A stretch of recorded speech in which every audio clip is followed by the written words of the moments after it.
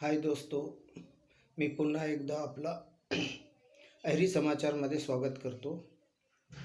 अहिरी नगरपंचायतीचे मुख्याधिकारी गणेश बापूराव शहाणे हे पुणे जिल्ह्यातील शिरूर तालुक्यातील निरवी या गावातील रहिवासी। त्यांना कर्णबधीर दिव्यांग प्रमाणपत्र प्राप्त झाल्यानंतर ते दिव्यांग नाहीत, खोटा दाखला घेतला, अशा आशयाचे अनेक तक्रारी त्या गावातून करण्यात आले। वयोवृद्ध माई शोभा नामदेव कुलथे ह्या 10 ऑक्टोबर 2024 ते 14 ऑक्टोबर 2024 सलग 4 दिवस उपोषणावर बसल्या, कारवाईची मागणी केली। त्यांनी लोकसेवा आयोग आणि राज्य शासनाकडे लेखी तक्रारी केल्या। त्यावरून लोकसेवा आयोगाने केलेल्या तक्रारीत गणेश शहाणे यांनी बीड येथून आपल्या आधार कार्डमध्ये खोडतोड करून पत्ता चुकीचा लिहून सदर दिव्यांग प्रमाणपत्र प्राप्त केले। पुणे येथे त्यांच्या जी तपासणी झाली होती त्यात त्यांना कर्णबधीर नसल्याने त्यांना दिव्यांग प्रमाणपत्र नाकारण्यात आला होता असे स्पष्ट नमूद केले। त्यानंतर चौकशी झाली, शासनाकडून हे जाहीर करण्यात आले की त्यांच्या प्रमाणपत्र बोगस आहे, तरीही त्यांच्यावर कारवाई झाली नाही। यावर त्याच गावातील राजेंद्र कुलते साहेब यांनी सुद्धा अनेकदा तक्रारी केल्या, त्याची दखल शासनाने घेतली नाही। मी अहिरीवरून अनेक तक्रारी राज्यपाल, लोकसेवा आयोग, राज्य शासन आणि इतर अनेक अधिकारी आणि राज्य शासनातील मंत्र्यांना तक्रारी पाठवल्या, पण त्याची दखल घेण्यात आली नाही।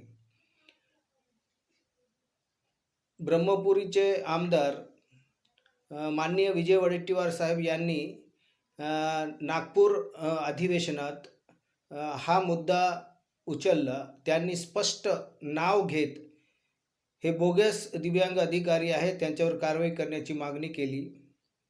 त्यावर मंत्री सावे यांनी 3 महिन्याची मुदत मागितली आणि 3 महिन्यात कारवाई करण्याचे आश्वासन दिले। सदर 3 महिने मार्च महिन्याच्या पहिल्या आठवड्यात संपणार आहे, पण आत्तापर्यंत त्यांची साधी चौकशी देखील झालेली नाही।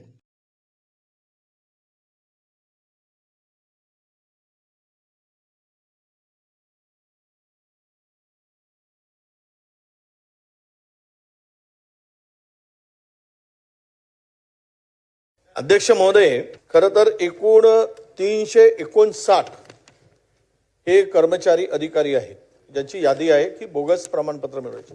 मी स्पेसिफिक आपल्याला सांगतो, अहिरी नगर परिषदेचे मुख्याधिकारी आहेत गणेश शहाणे यांनी दिव्यांग प्रमाणपत्र प्राप्त करून नोकरी मिळाल्याची तक्रार लोकसेवा आयोगाकडून अप्पर मुख्य सचिवांच्याकडे गेली आणि त्यांनी सांगितले की यांच्यावर गुन्हा दाखल करा, चौकशी करा। किती दिवसात व्हायला पाहिजे, याला किती कालावधी असायला पाहिजे? जर अप्पर मुख्य सचिव आणि जेडी कडून पत्र आल्यानंतर सुद्धा जर कारवाई होत नसेल तर तुमच्या कारवाईला काय अर्थ आहे अध्यक्ष महोदय?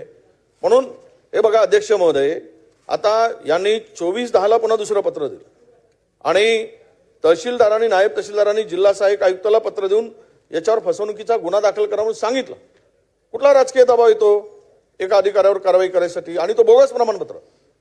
असे 359 लोक आहेत महाराष्ट्रामध्ये ज्यांनी दिव्यांग बोगस प्रमाणपत्र घेऊन नोकरी बळकावली आहे आणि त्याच्यावर कारवाई होत नाही। माझा स्पेसिफिक प्रश्न असा अध्यक्ष महोदय, आपल्याला विनंती आहे की हे जे गणेश शहाणे नावाचे मुख्याधिकारी आहेत यांनी बोगस प्रमाणपत्र घेऊन ती नोकरी बळकावली आहे, ते कार्यरत अहिरी नगर परिषदेमध्ये, यांच्यावर आपण किती दिवसात कारवाई करणार आहात आणि स्पेसिफिक सांगा की कारण सर्व पत्रव्यवहार झालेला आहे, किती दिवसात कारवाई होईल हे सांगावं। अध्यक्ष महोदय, सन्माननीय सदस्य वडेट्टीवार साहेबांनी जो प्रश्न विचारला त्याच्यात मी आपल्याला अगोदर त्याचं उत्तर दिलंय की आम्ही जे यादी आमच्याकडे बोगस याची आली आहे त्याची आम्ही ऑलरेडी संबंधित ज्या ज्या विभाग, महसूल असेल, सार्वजनिक बांधकाम असेल किंवा कुठल्या त्या विभागाला आम्ही त्याची यादी आमच्याकडे आलेली पाठवली आहे आणि त्यांना UDID तपासणी करून 3 महिन्याच्या आत त्याच्यात कारवाई झाली पाहिजे असं आम्ही ऑलरेडी स्पेसिफिक पत्र दिलेलं आहे सगळ्या डिपार्टमेंटला, GADच्या माध्यमातून पण दिलेलं आहे. त्याच्यामुळे नक्कीच 3 महिन्याच्या आत सगळ्यांवर कारवाई होईल. ही महाराष्ट्र शासनाची वेबसाईट आहेत, युनिक डिसेबिलिटी ID. याच्यामध्ये आपण कोणाच्याही डिसेबिलिटी सर्टिफिकेट ट्रॅक करू शकतो. आणि हे करताना आपल्याला हे 4 म्हणजे जे आहे UDID नंबर, मोबाईल नंबर, आधार नंबर, एनरोलमेंट नंबर, याच्यापैकी आपण एक नंबर टाकून बघू. UDID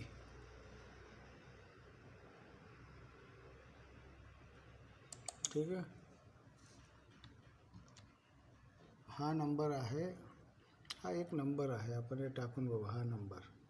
ठीक आहे. काय येते पहा, इथे येते गणेश शहाणे आणि यांनी आत्तापर्यंत आपली KYC केलेली नाही. आत्तापर्यंत हे KYC झालेली नाही. तारखेवर लक्ष द्या. तारीख काय आहे? ही तारीख आहे 11/7/2020. गणेश बापूराव शहाणे यांना प्रमाणपत्र मिळालेलं आहे. हिअरिंग इम्पेअरमेंट म्हणजे कर्णबधिरता आणि 42% आहे. हां, आणि त्यांना परमनंट आहे, ते टेम्पररी नाही, परमनंट आहे. आणि हे ते कुठून भेटले? धुळे येथून. आणि धुळेचा त्यांचा ॲड्रेस काय दिलं आहे त्यांनी? ॲड्रेस, ईमेल, मोबाईल काहीच दिला नाही. इथं ॲड्रेस आहे साक्री रोड, धुळे. ठीक आहे. आता आपण इथं यांचा हा एक बघू. आणि इथं त्यांना दिलेलं आलेले आहे. याची तारीख आहे 11/7/20. हां, आता आपण पुन्हा एक नंबर टाकून बघू. हा म्हणजे हाच UDID नंबर.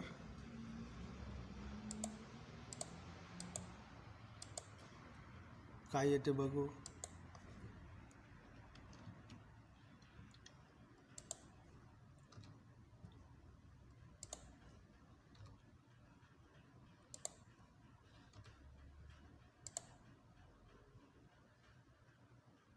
इथं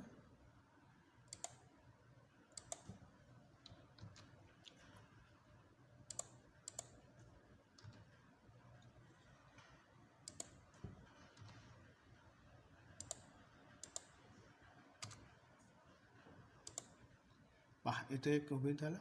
इथं काय लिहून आहे? रिजेक्शन. कोणाचं रिजेक्शन आहे? गणेश बापूराव शहाणेचा. आणि कोणत्या हॉस्पिटलमध्ये? पुणेच्या हॉस्पिटलमध्ये रिजेक्शन आणि धुळेच्या हॉस्पिटलमध्ये त्यांना दिले. आता आपण नाही का डिटेल बघू त्यांच्या. आता हे डिटेल बघू. डिटेलमध्ये त्यांचा पुन्हा एक आपल्याला नंबर द्यायला लागतं. आत्ता जे दिले आपण,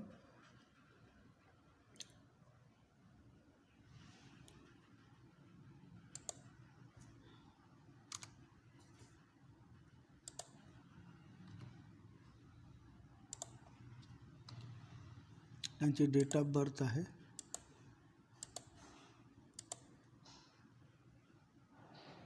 हे आता 7/4/11. आता त्यांना काय झालं? आता डाउनलोड रिजेक्शन लेटर आहे की नाही, आपण डाउनलोड करू.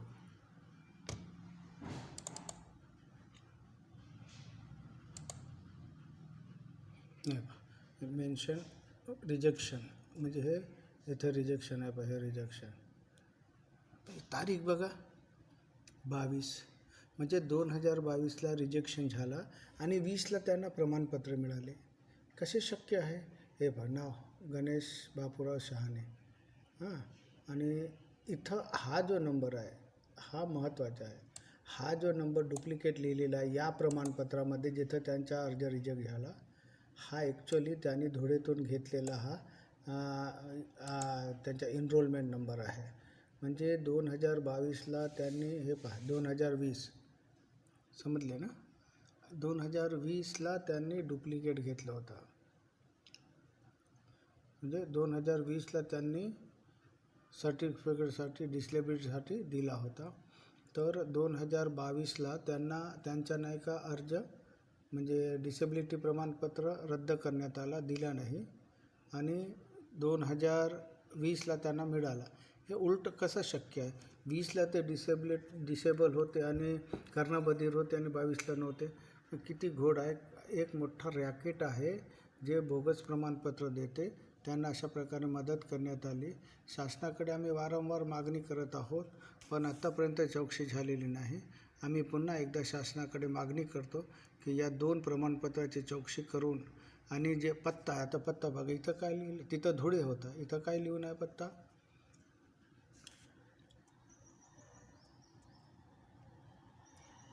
हाऊस नंबर 37-2 AP निर्वी, तहसील शिरपूर, डिस्ट्रिक्ट पुणे, शिरपूर पुणे महाराष्ट्र. आणि तिथं काय होतं, तिथं आहे ॲड्रेस, हा शहाणेचाच गणेश शहाणेचा ॲड्रेस काय बघा,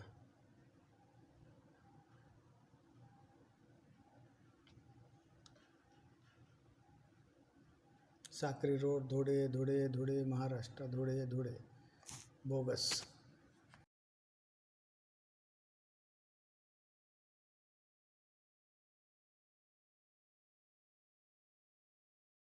गणेश शहाणे यांनी बोगस प्रमाणपत्र घेतल्याचे स्वतः लोकसेवा आयोगाने सांगितले आहे. त्यांनी याची माहिती राज्य शासनाकडे दिली आहे. आमची माई शोभाताई कुलथे या उपोषणावर बसल्या, आंदोलन केले. त्यांना उपोषण सोडवण्यासाठी आश्वासन देण्यात आले चौकशीचे. चौकशी झाली, त्यात ते सिद्ध झाले की त्यांनी बोगस प्रमाणपत्र घेतलं आहे. आमच्या तक्रारी आहेत पुराव्यासह. शासनाच्या वेबसाईटवरच सदर त्यांच्या दिव्यांग प्रमाणपत्र बोगस आहे, स्पष्ट दिसत आहे. आमदार महोदयांनी विधानसभेत हा मुद्दा उचलला, त्यावर मंत्री महोदयांनी कारवाईचे आश्वासन दिले, पण आत्तापर्यंत कुठलीच कारवाई झालेली नाही, चौकशीसुद्धा झालेली नाही. आता हा मुद्दा याप्रमाणे तक्रारीवरून सुटणार नाही असं दिसून येत आहे. आता आमच्यासमोर 2 पर्याय आहेत. एक तर रस्त्यावरून उतरून आंदोलन करायचं आणि हायकोर्ट किंवा सुप्रीम कोर्टमधून न्याय मागायचं, याचिका दाखल करून या प्रकरणाची चौकशी करून या मामल्यात यांना बोगस प्रमाणपत्र प्राप्त करताना कोणी यांना मदत केली आणि यामागे कोणता रॅकेट आहे आणि यामागे कोणते अधिकारी सहभागी आहेत याची चौकशी करण्याची आम्ही मागणी करू. सर्वात प्रथम जवळपास मार्च महिन्याच्या 2ऱ्या हप्त्यात कुलथे साहेब, त्यांचे सहकारी आणि अहिरीचे माझे सहकारी एकूण 15-20 लोक अहिरीच्या SDO ऑफिससमोर उपोषणावर बसणार आहोत. त्यावरही कारवाई झाली नाही तर आम्ही या मुद्द्याला नागपूर उच्च न्यायालयात नेऊ, याचिका दाखल करू आणि ही लढाई आम्ही रस्त्यावरून न्यायालयात नेऊ. आणि यात गणेश शहाणे यांच्यावर गुन्हा दाखल करून त्यांना नोकरीतून बरखास्त करेपर्यंत आम्ही शांत बसणार नाही.